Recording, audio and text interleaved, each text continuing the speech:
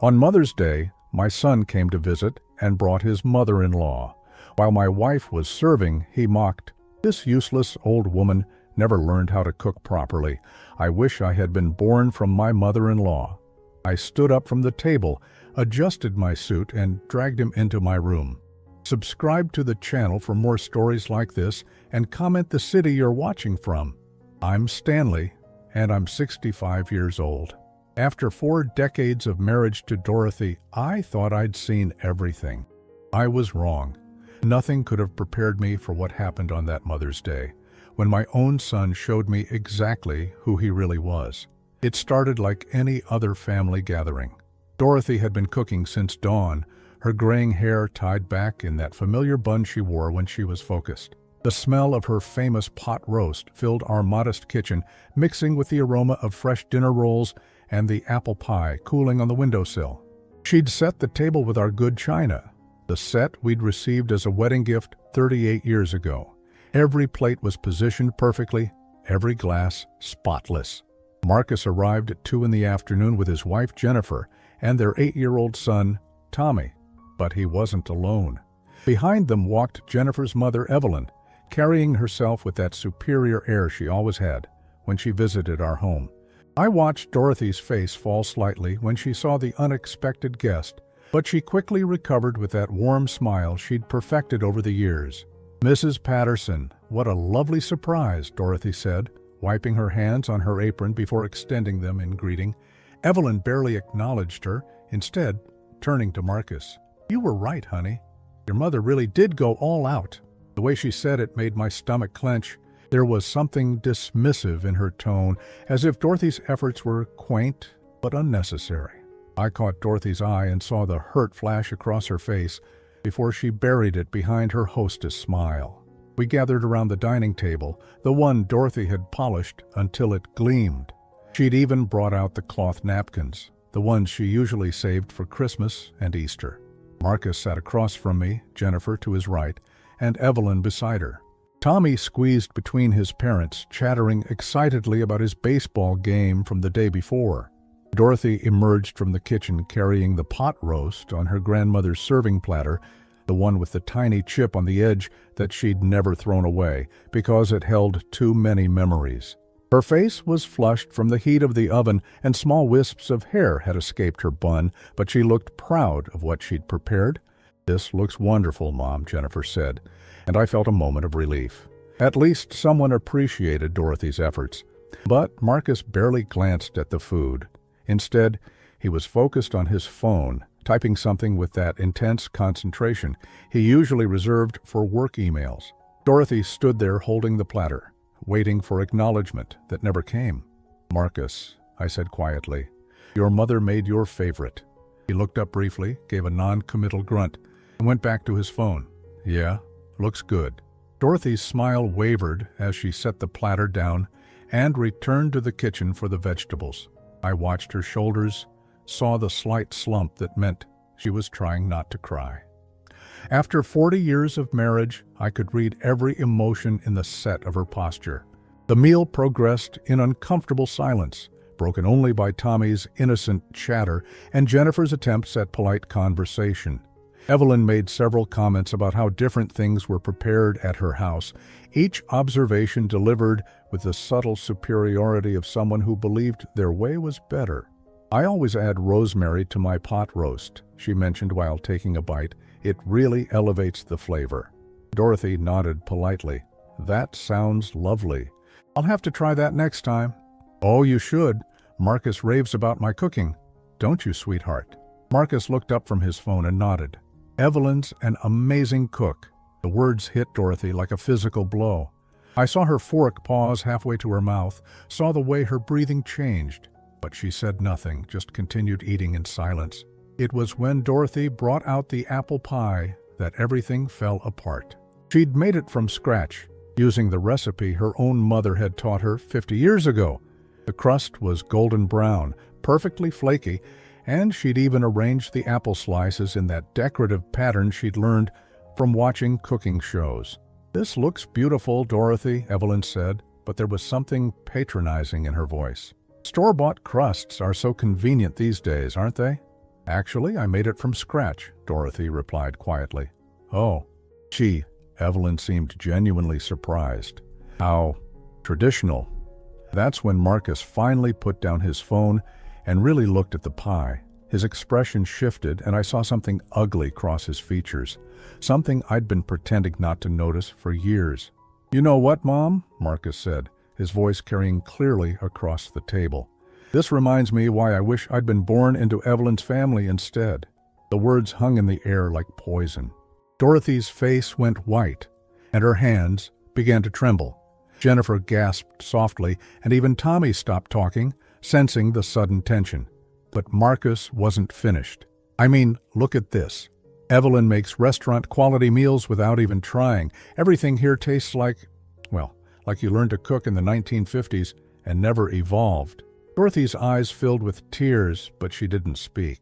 She just sat there, absorbing the cruelty of her own son's words like she'd been absorbing them for years. Seriously, Marcus continued, warming to his theme.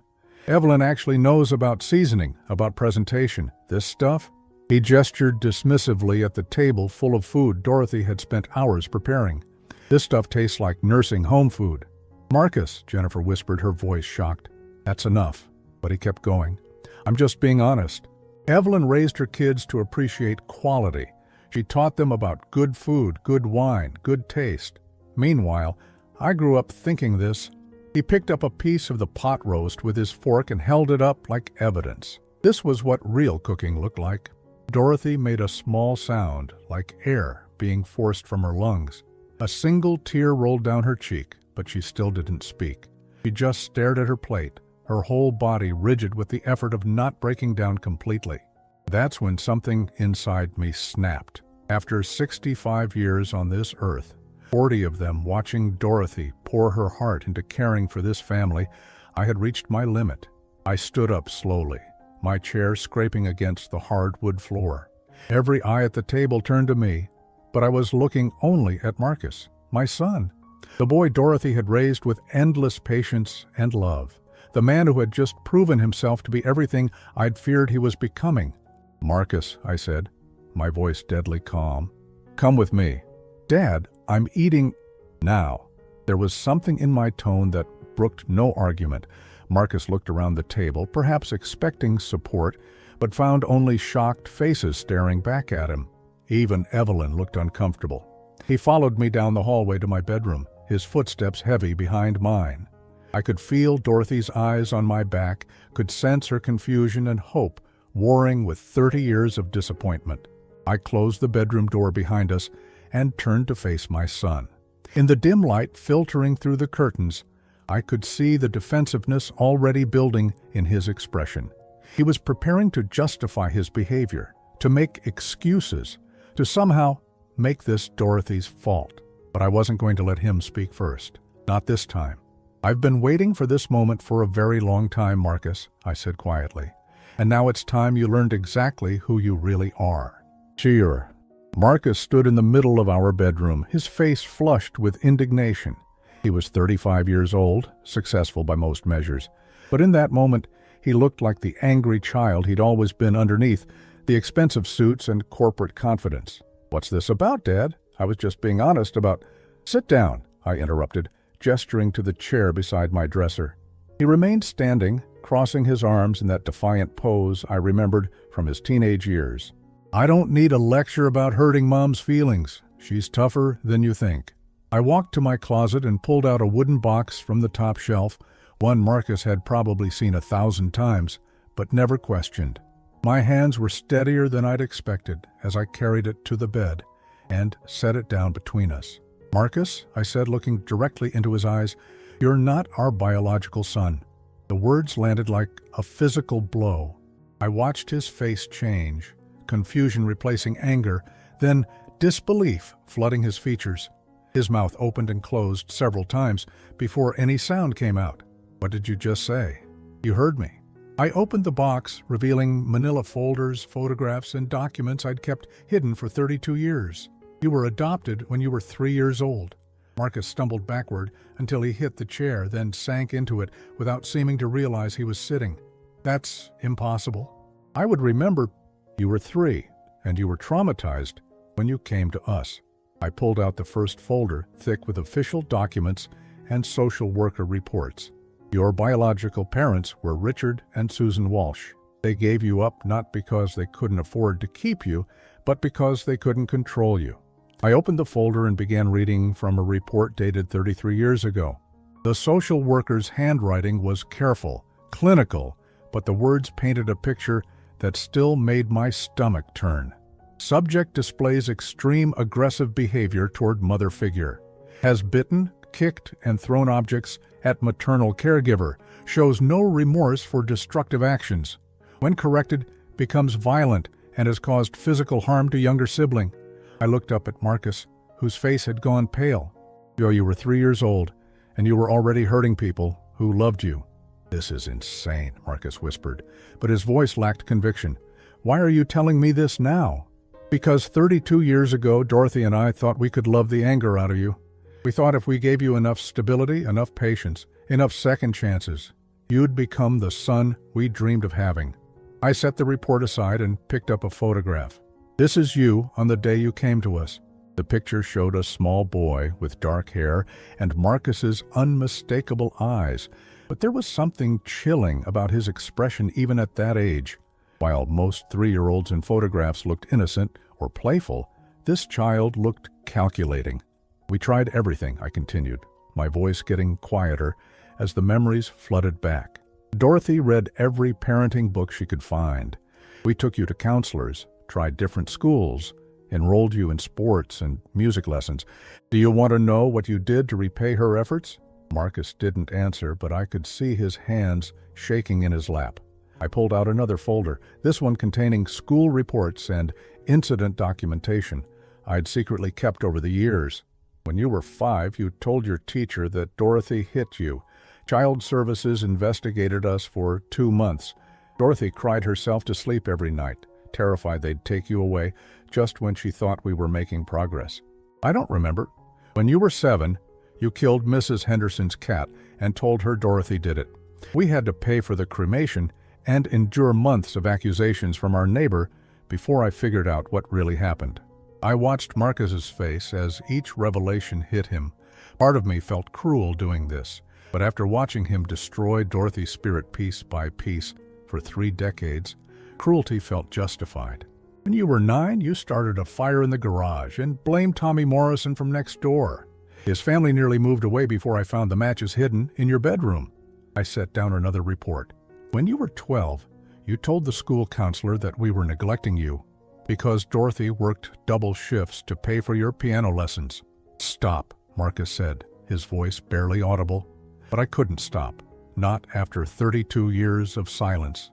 Every time Dorothy tried to discipline you, you found a way to make her pay for it. Every time she showed you affection, you threw it back in her face, and every single time she blamed herself. I reached for the thickest folder in the box. Do you want to know the worst part? Your biological parents warned us. They told the social workers that you had something broken inside you, something that couldn't be fixed with love and patience. But Dorothy, my voice cracked slightly. Dorothy said every child deserved a chance. Marcus was staring at his hands now, and I could see tears dripping onto his expensive slacks. Why didn't you ever tell me? Because Dorothy made me promise. She said, if you ever found out you were adopted, you'd use it as an excuse to be even crueler to her. She said you'd blame every bad choice on the fact that we weren't your real parents. I pulled out a letter, yellowed with age, written in Dorothy's careful handwriting. She wrote this when you graduated high school. She was so proud, so hopeful, that college would help you mature. Do you want to know what she said? Without waiting for an answer, I began reading. Stanley, I know Marcus can be difficult, but I see glimpses of the good person he could become. Maybe we didn't fail completely. Maybe love really can overcome anything if we just keep trying. The letter shook in my hands as I continued. She wrote 15 pages about all the things she loved about you, all the moments when you showed kindness or gratitude. She kept hoping, right up until today, that the son she raised was still in there somewhere. Marcus was crying openly now, his shoulders shaking with sobs that seemed to come from somewhere deep inside his chest. Dad, I never meant... Yes, you did. My voice was quiet, but firm. You meant every cruel word, every dismissive gesture, every time you made her feel small and worthless. And the worst part is, I let you do it because I kept believing Dorothy was right. I kept thinking love would eventually win. I reached into the box one more time and pulled out the newest addition to my collection, a business card from a private investigator I'd hired 6 months ago. Your biological parents are still alive, Marcus. Richard works construction in Nevada. Susan is a waitress in a diner outside Las Vegas. They have 3 other children they kept and raised successfully. I held up a recent photograph the investigator had taken. They're good people who made one impossible decision 35 years ago. Marcus looked at the photograph with trembling hands. His biological parents looked older, weathered by hard work and honest living, but there was something in their faces that I recognized immediately. Peace. They looked like people who had learned to live with a difficult choice, but had found happiness despite it. They gave you up because they couldn't protect their other children from you. They tried for 3 years to help you, and when nothing worked, they chose to save the family they could save. I stood up and walked to the window, looking out at the neighborhood Dorothy and I had chosen specifically because it seemed safe for children. I called them last week. Marcus's head snapped up. You what? I told them about Tommy, about their grandson. They'd like to meet him. I turned back to face my son, and for the first time in years, I felt completely calm. Susan cried when I told her about Dorothy, about how hard she tried to love you. She said she always wondered if the woman who adopted you would understand what they'd gone through. Dad, please, you can't. I also told them about today, about what you said to your mother at her own Mother's Day dinner. My voice was deadly quiet now. Susan said it sounded exactly like something you would have done to her. The silence stretched between us, heavy with 32 years of secrets and lies and misplaced hope. Outside, I could hear Tommy's laughter from the backyard and Dorothy's voice calling him in for dessert. Normal sounds from a family that had never been normal. There's something else you need to know, I said, reaching for the last folder in the box, something about what you've been planning for Dorothy's future. Marcus wiped his eyes with the back of his hand, trying to compose himself, but I could see the fear creeping into his expression. He knew there was more coming, and some instinct was warning him that whatever I had to say next would be worse than learning about his adoption.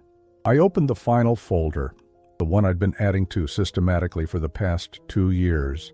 Inside were photographs, recorded conversations, financial documents, and a detailed timeline that painted a picture of manipulation so calculated it had taken my breath away when I first discovered it. 2 years ago, Dorothy mentioned that you'd been asking a lot of questions about her memory, I began, pulling out a small digital recorder. She thought you were just concerned about her health, worried about early signs of dementia or Alzheimer's. Marcus straightened in his chair, and I saw his lawyer instincts kicking in. Dad, what are you getting at? I got curious, so I started paying attention. I set the recorder on the dresser between us. This is from Thanksgiving dinner last year. Jennifer and Tommy had gone for a walk, and you thought Dorothy and I were both napping. I pressed play, and Marcus's voice filled the room, crystal clear and unmistakably callous. Mom, you told me the same story 3 times today. Are you sure you're feeling okay? Dorothy's voice came through, slightly confused. Did I? I'm sorry, honey. I've been so tired lately. It's happening more and more. Dad's noticed too, but he's too proud to admit there's a problem. Maybe we should start thinking about getting you some help. What kind of help? Professional care. There are some really nice facilities that specialize in memory issues, places where you'd be safe and properly supervised. Liam. I stopped the recording and looked at Marcus, whose face had gone ashen. She wasn't having memory problems. She was exhausted from working double shifts at the hospital to help pay for Tommy's private school tuition. But you saw an opportunity, didn't you? Marcus opened his mouth to protest, but I held up my hand and pressed play again. The thing is, Mom, these places are expensive. We'd probably need to sell the house to afford proper care for you. But don't worry about that. Jennifer and I have been looking at some properties, and we found a perfect place for our family.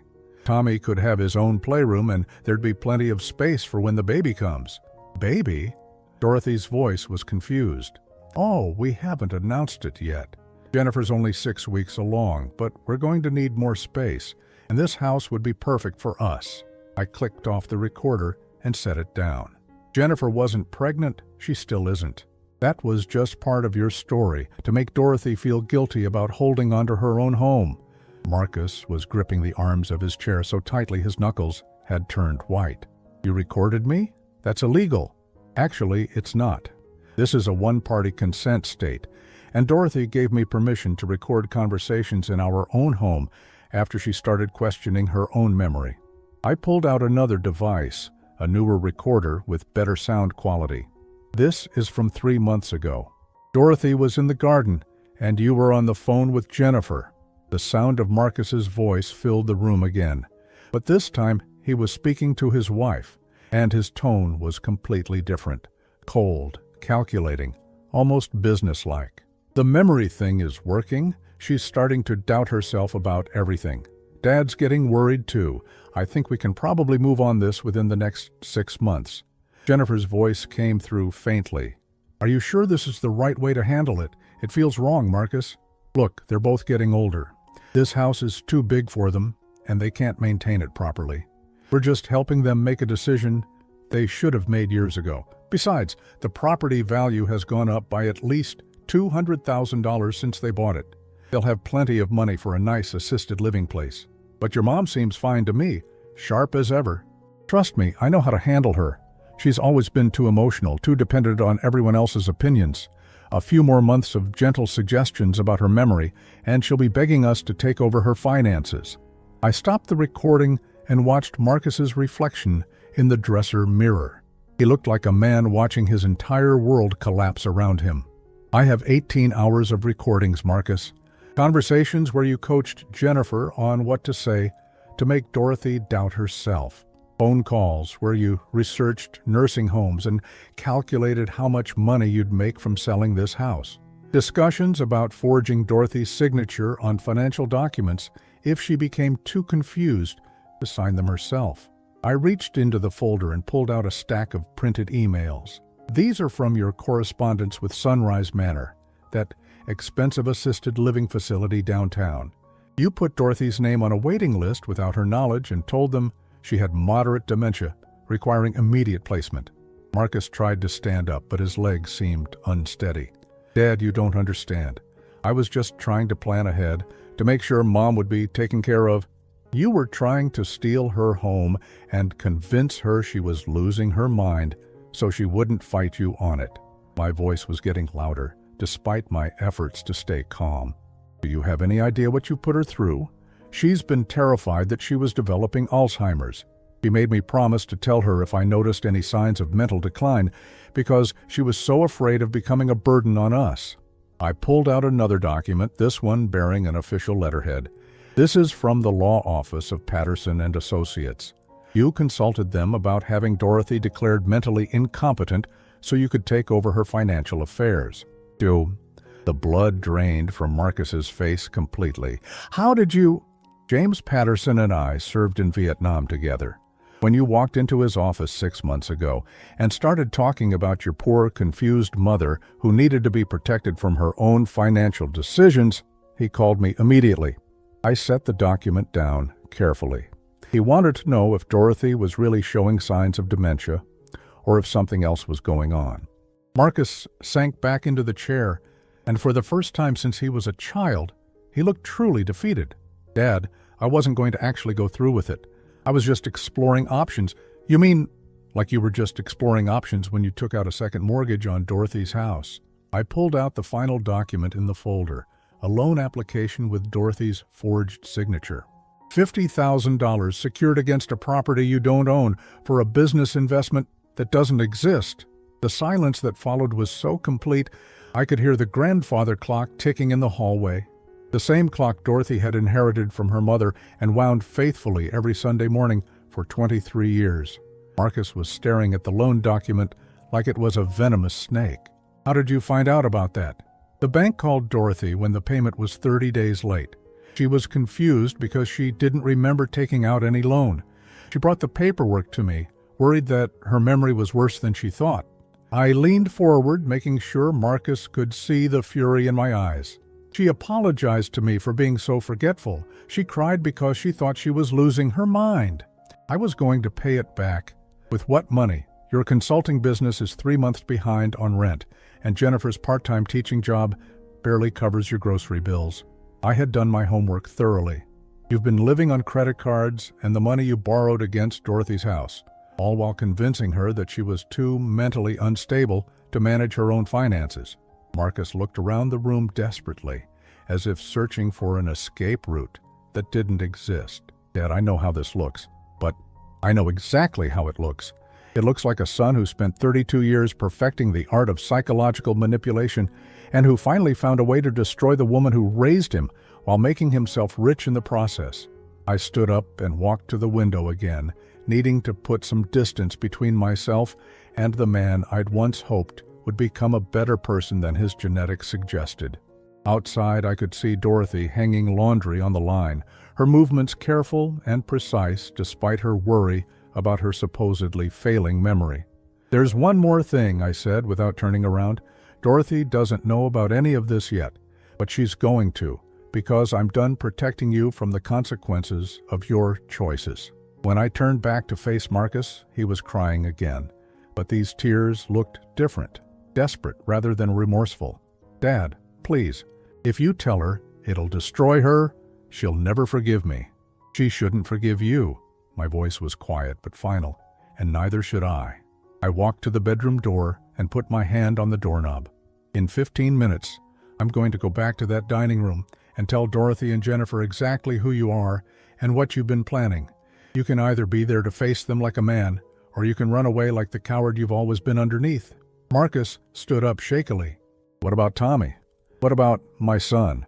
For the first time since this conversation began, I felt something other than anger toward Marcus. Not sympathy exactly, but a recognition that his actions would hurt an innocent child who didn't deserve to pay for his father's cruelty. "That depends entirely on what you choose to do next," I said. "But I can promise you this. Tommy will never grow up thinking it's acceptable to treat people the way you've treated Dorothy. Not if I have anything to say about it." I opened the door, letting the sounds of normal family life drift in from the rest of the house. 15 minutes, Marcus. Then the truth comes out, whether you're ready for it or not. I left Marcus sitting in that bedroom and walked back toward the dining room, my heart pounding with a mixture of anxiety and determination. After 40 years of marriage, I was about to shatter the carefully constructed world Dorothy had built around our family. But as I approached the kitchen, I could hear her humming softly while she cleaned up the dishes Marcus had barely touched. Jennifer was helping her, stacking plates with the careful precision of someone trying to fill an uncomfortable silence. Evelyn sat at the table with Tommy, who was drawing pictures on the back of his placemat, blissfully unaware of the storm brewing in the next room. "Is everything all right?" Dorothy asked when she saw me, her voice carrying that note of worry I'd been hearing more and more lately. Marcus seemed upset. I looked at my wife, at the woman who had sacrificed 32 years of her life trying to love a child who was incapable of loving her back, and I made a decision that would change everything. "Dorothy, I need you to sit down." Something in my tone made Jennifer look up sharply from the dishes. Evelyn stopped her conversation with Tommy and turned toward us. The kitchen, which had been filled with the comfortable sounds of family cleanup, fell silent.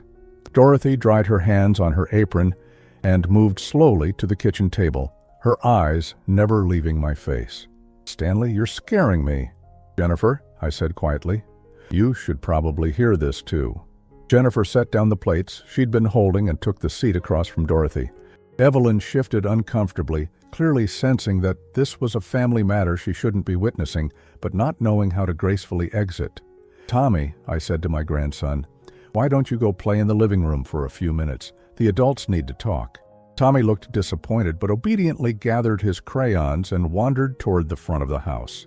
Once he was out of earshot, I pulled out the chair beside Dorothy and sat down, reaching for her hands. "There are some things about Marcus that you don't know," I began carefully. "Things I should have told you years ago." Dorothy's face went pale. "Is he sick? Is that why he's been acting so strange lately?" "He's not sick, honey, but he hasn't been honest with us about some very important things." I squeezed her hands gently.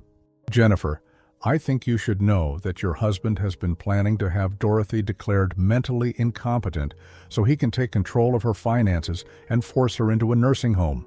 The words hit the kitchen like a physical blow. Jennifer gasped and pressed her hand to her mouth. Dorothy just stared at me, her expression confused and disbelieving. "That's impossible," Jennifer whispered. "Marcus loves his parents. He's always talking about wanting to take care of you both when you get older." I reached into my pocket and pulled out the small digital recorder. "I'm afraid not. Jennifer, your husband has been systematically convincing Dorothy that she's losing her memory so he can justify taking over her life. He's also forged her signature on a $50,000 loan against this house." Dorothy's hand started trembling in mine. "Stanley, what are you talking about? What loan?" Before I could answer, footsteps echoed down the hallway, and Marcus appeared in the kitchen doorway. His face was red and blotchy from crying, and his expensive shirt was wrinkled from gripping it with nervous hands. He looked around the room, taking in our serious expressions and the recorder on the table. "Dad, please don't do this," he said, his voice barely above a whisper. Jennifer turned toward her husband, her face a mixture of confusion and growing horror. "Marcus, what's going on? What is your father talking about?" Marcus stood frozen in the doorway, opening and closing his mouth like a fish gasping for air. Finally, he managed to speak. "It's not what it sounds like." That's when I pressed play on the recorder. Marcus's voice filled the kitchen, clear and unmistakably calculating, as he discussed Dorothy's supposed memory problems with Jennifer. The conversation about the house, about moving Dorothy to a nursing home, about the fictional pregnancy they'd used to justify needing more space. I watched Jennifer's face as she listened to her husband's voice, planning their future around Dorothy's manufactured mental decline. Her expression shifted from confusion to disbelief to something approaching horror. "Turn it off," Marcus said desperately. "Please, Dad, just turn it off." But I let it play through to the end, through Marcus's cold discussion of Dorothy's emotional weakness and his confidence that he could manipulate her into giving up her home. When it finished, the silence in the kitchen was so complete I could hear the refrigerator humming. Dorothy was staring at Marcus with an expression I'd never seen on her face before. Not anger, not hurt, but something deeper and more devastating. The look of a woman finally seeing clearly after years of deliberate blindness. "You've been lying to me," she said quietly, "about my memory, about forgetting things." Marcus took a step into the kitchen, his hands outstretched in supplication. "Mom, I was just worried about you. Sometimes you do seem confused." I was confused because I was working 16-hour shifts to help pay for Tommy's school. Dorothy's voice was getting stronger, more certain. "I was exhausted, not losing my mind." Jennifer stood up abruptly, her chair scraping against the floor. "Marcus, is this true? Have you been lying to me too?" "Jennifer, listen to me. Answer the question." Jennifer's voice cracked like a whip. "Have you been lying to me about your mother's mental state?" Marcus looked around the room desperately, searching for someone who might offer him an escape, or at least some sympathy.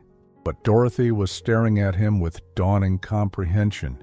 Jennifer looked like she was seeing a stranger, and even Evelyn was backing away from the table with obvious discomfort. "I was trying to plan for the future," Marcus said weakly. "I was trying to make sure everyone would be taken care of." "By stealing my house?"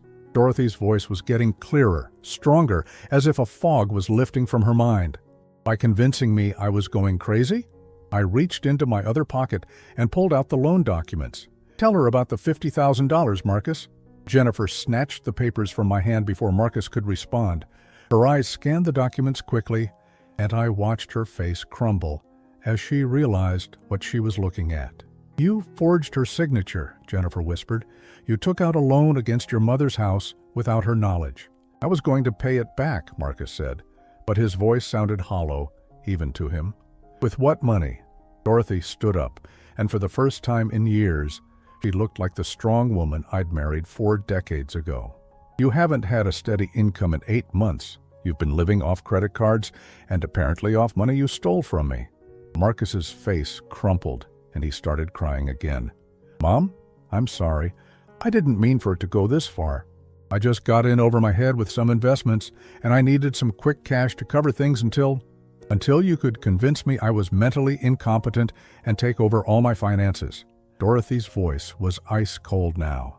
"Until you could put me in a nursing home and sell my house to pay for your gambling debts." "They're not gambling debts," Marcus protested, then stopped abruptly as he realized what he'd just admitted. Jennifer was reading through the loan documents, her hands shaking. "Marcus, this loan is in default. The bank is going to foreclose on your mother's house because you haven't been making payments." "I can fix this," Marcus said desperately. "I just need a little more time." "Time for what?" Dorothy demanded. "Time to convince me I'm too crazy to stop you from destroying everything I've worked for?" Evelyn cleared her throat awkwardly. "Perhaps I should take Tommy home," she said quietly. "This seems like a private family matter." But Dorothy turned toward her with blazing eyes. "No, Mrs. Patterson, I think you should stay and hear exactly what kind of man your daughter married." I pulled out another document from my pocket, one I'd been saving for last. "Marcus, tell Jennifer about your consultation with the lawyer about having Dorothy declared mentally incompetent." Jennifer's head snapped up. "What lawyer?" Marcus looked like a cornered animal now, desperate and dangerous in his desperation. "Dad, please." "Patterson and Associates," I said, watching Evelyn's face carefully. "Marcus met with James Patterson 6 months ago to discuss the legal process for taking control of Dorothy's financial affairs." Evelyn's face went white. "James Patterson is my brother," she whispered. The kitchen fell silent again as everyone processed this information. Jennifer stared at her mother, then at her husband, then back at her mother. "You knew about this?" Jennifer asked Evelyn, her voice barely audible. Evelyn stammered.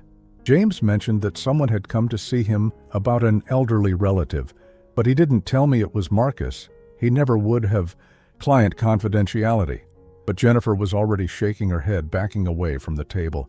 "Oh my God, you all knew. You've all been planning this together." "No," Marcus and Evelyn said simultaneously, but the damage was done.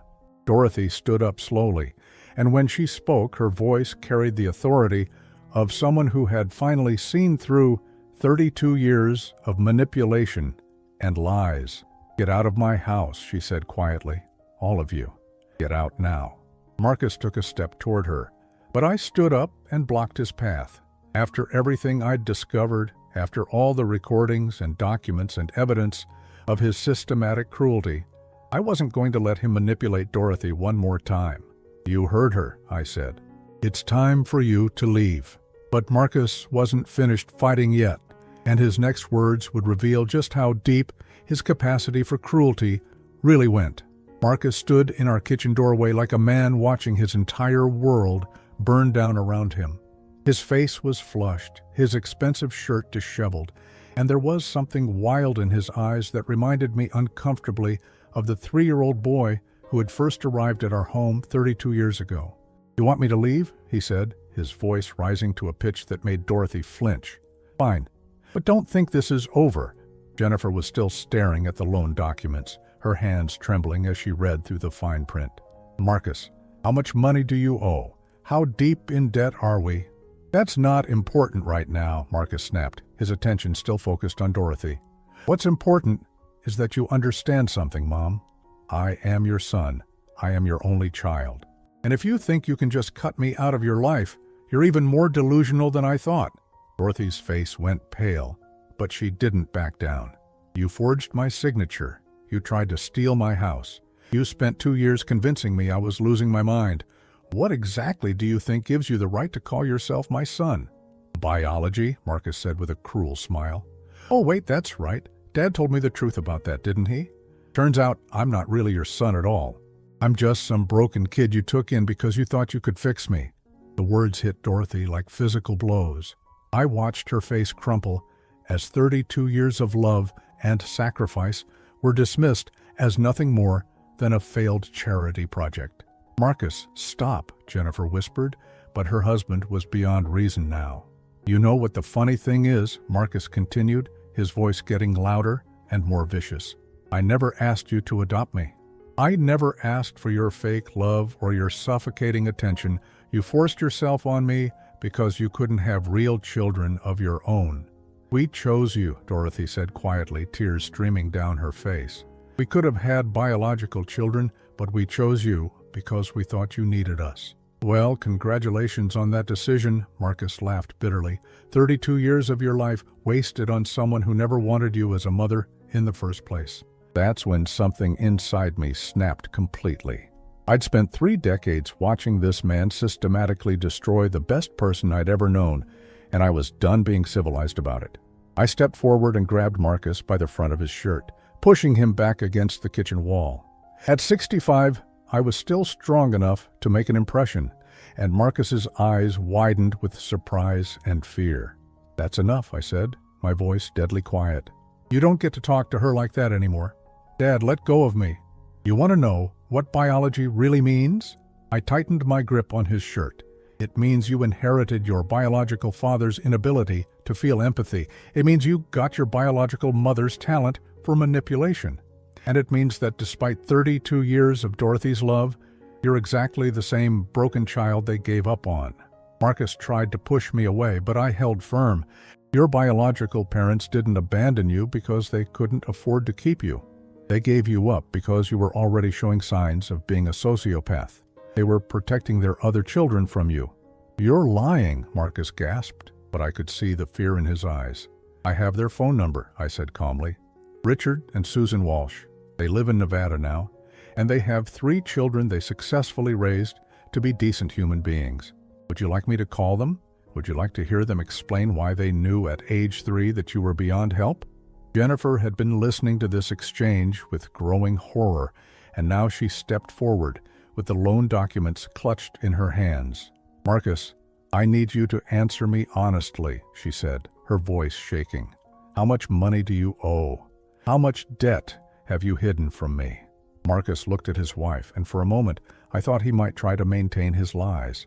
But something in Jennifer's expression seemed to break through his defenses. "About $200,000, he admitted quietly. Jennifer staggered backward as if she'd been slapped. $200,000? How is that possible? Business investments, some bad trades, a few loans that didn't work out." Marcus was mumbling now, his earlier bravado completely gone. "Gambling," I said flatly. "He's been gambling online for 3 years. Poker, sports betting, day trading with money he couldn't afford to lose." Jennifer looked at me with desperate eyes. "How do you know that?" I pulled out my phone and showed her a screenshot I'd taken of Marcus's computer screen during one of his visits. He left his laptop open on the kitchen table 2 months ago. I got curious about what kept him so focused when he should have been visiting with Dorothy. The screenshot showed multiple browser tabs open to gambling websites, with account balances showing massive losses. Jennifer stared at the screen, her face cycling through emotions too quickly to track. "You've been gambling away our son's college fund," she whispered. "You've been gambling away our future." "I can win it back," Marcus said desperately. "I just need more time, more capital to work with. If Mom would just help us out temporarily." "Help you?" Dorothy's voice was incredulous. "You forged my signature and stole $50,000 from me. You tried to convince me I was mentally incompetent, and now you want me to give you more money to gamble away?" Evelyn, who had been sitting in uncomfortable silence through this entire confrontation, finally stood up. "Jennifer, I think we should leave. This is more than I can handle." But Jennifer wasn't looking at her mother anymore. She was staring at Marcus with the expression of someone seeing a stranger wearing her husband's face. "How long have you been lying to me?" she asked quietly. Marcus opened his mouth to respond, but I interrupted him. "Tell her about the other women." The kitchen fell silent except for the sound of Dorothy's sharp intake of breath. Jennifer's face went completely white. "What other women?" she whispered. I pulled out another folder from the wooden box I'd brought from the bedroom. Credit card statements showing charges at expensive restaurants and hotels on days when Marcus told you he was working late. Phone records showing hundreds of calls to numbers that don't belong to business contacts. Jennifer took the papers with shaking hands, scanning through months of evidence that her marriage had been a lie. "Marcus, who is Stephanie Rodriguez? Who is Amanda Chen? These phone numbers, these charges." "Jennifer, I can explain." 3 years, I continued relentlessly. At least 3 different women that I was able to identify, all while you were working double shifts as a teacher to support your family because Marcus claimed his business wasn't generating enough income. Jennifer was crying now, great heaving sobs that seemed to come from somewhere deep in her chest. Our marriage, our whole life together, it's all been a lie. No, Marcus said desperately, reaching for her. Jenny, please, I love you. I love Tommy. Everything I did was for our family. You stole from your mother to pay gambling debts, Jennifer screamed, her composure finally cracking completely. You cheated on me for 3 years. You tried to have your own mother declared mentally incompetent. How is any of that for our family? Evelyn was backing toward the kitchen door, clearly desperate to escape this scene. Jennifer, perhaps we should discuss this at home. No, Mother. Jennifer's voice was cold and final. I'm done discussing things at home. I'm done pretending everything is fine when it's not. I'm done enabling a man who thinks lying and stealing and cheating are acceptable ways to solve his problems. She turned toward Dorothy, her eyes red with tears, but her voice steady. Mrs. Patterson, I am so sorry. I had no idea Marcus was doing any of this. If I had known... I know you didn't, Dorothy said gently, her own anger seeming to soften in the face of Jennifer's obvious pain. You're a good person, Jennifer. You don't deserve this. Marcus looked around the room desperately, searching for someone who might still be willing to support him. But Dorothy was staring at him with disappointment.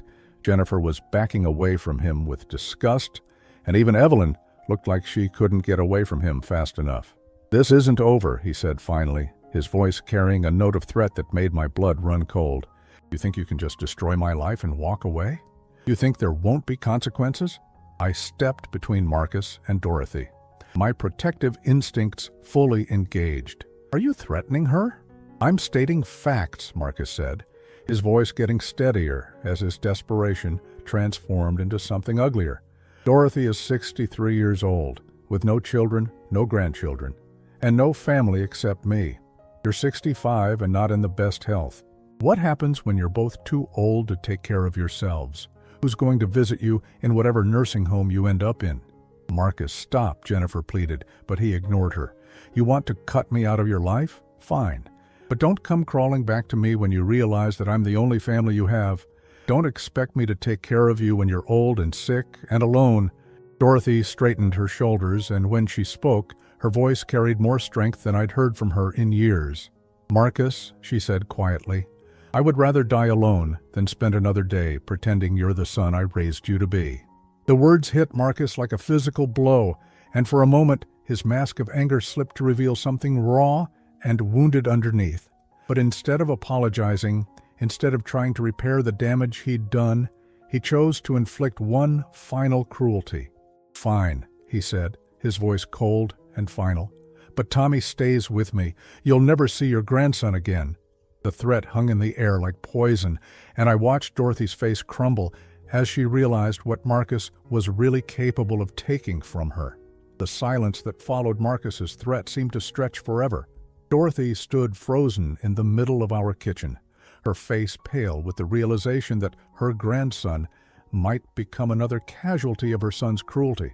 But before anyone could respond, Jennifer stepped forward with a determination I'd never seen from her before.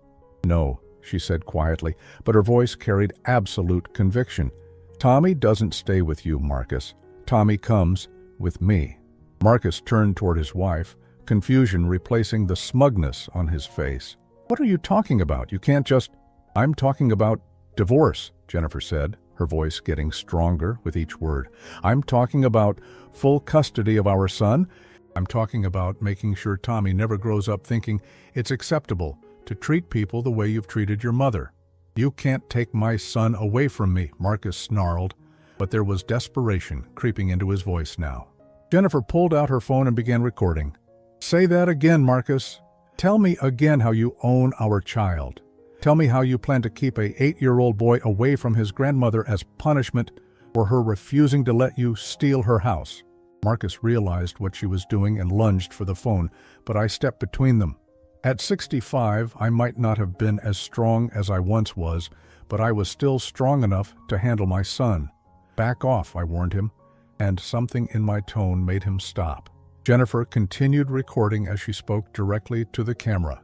"This is Jennifer Walsh, and I'm documenting my husband Marcus Patterson's threat to keep our son away from his grandparents as retaliation for their refusal to enable his gambling addiction and financial fraud." "Jennifer, stop!" Evelyn pleaded from the doorway. "Think about what you're doing. Think about Tommy." "I am thinking about Tommy," Jennifer replied, still recording. "I'm thinking about the fact that he shouldn't grow up believing it's normal for a father to steal from his own mother. I'm thinking about the fact that he deserves better than a role model who lies, cheats, and manipulates the people who love him." She turned the camera toward Marcus, who was standing against the kitchen wall looking like a cornered animal. "Marcus, would you like to explain to our son's future therapist why you think it's appropriate to use a child as a weapon against elderly grandparents?" "Turn that damn thing off," Marcus said, but his voice lacked conviction. "No," Jennifer replied calmly. "I'm done turning things off. I'm done pretending. I'm done protecting you from the consequences of your choices." She lowered the phone and looked directly at Dorothy. "Mrs. Patterson, I want you to know that regardless of what happens between Marcus and me, you will always be Tommy's grandmother. I will never allow anyone to keep him away from you." Dorothy's eyes filled with tears, but for the first time since this nightmare began, they looked like tears of relief rather than pain. "Thank you," she whispered. Marcus was staring at his wife like he'd never seen her before. "Jennifer, you don't understand what you're doing. I can fight this. I have rights as Tommy's father." "What rights?" Jennifer's voice was ice cold now. "The right to gamble away his college fund. The right to teach him that stealing from family is acceptable. The right to show him that women exist to be manipulated and controlled." She pulled the loan documents out of her purse and held them up. "I'm taking these to my lawyer tomorrow, along with the recordings of you planning to defraud your mother. I'm also taking the evidence of your affairs and your gambling addiction. Let's see how your parental rights hold up when a judge hears all of this." Marcus looked around the room desperately, but he was completely alone now. Even Evelyn was staring at him with obvious disgust and disappointment. "You're all going to regret this," he said finally, but the threat sounded hollow, even to him. "The only thing I regret," Dorothy said quietly, "is that it took me 32 years to see who you really are." Marcus's face twisted with rage, and for a moment I thought he might try to attack someone. But instead, he just stood there, breathing heavily as the weight of his situation finally sank in.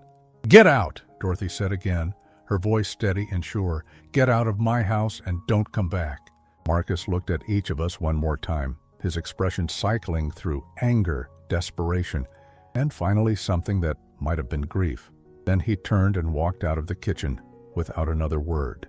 We heard the front door slam a few minutes later, followed by the sound of his car starting in the driveway. Jennifer sank into a kitchen chair as if her legs could no longer support her weight. "I can't believe I've been married to that man for 8 years, she said quietly. "How did I not see it?" "Because he's very good at hiding who he really is," I replied, sitting down beside her. "He's had a lifetime of practice manipulating people who care about him." Evelyn cleared her throat awkwardly. "Jennifer, I think I should probably leave. This is a family matter, and I don't think I should be here." Jennifer looked up at her mother with exhausted eyes.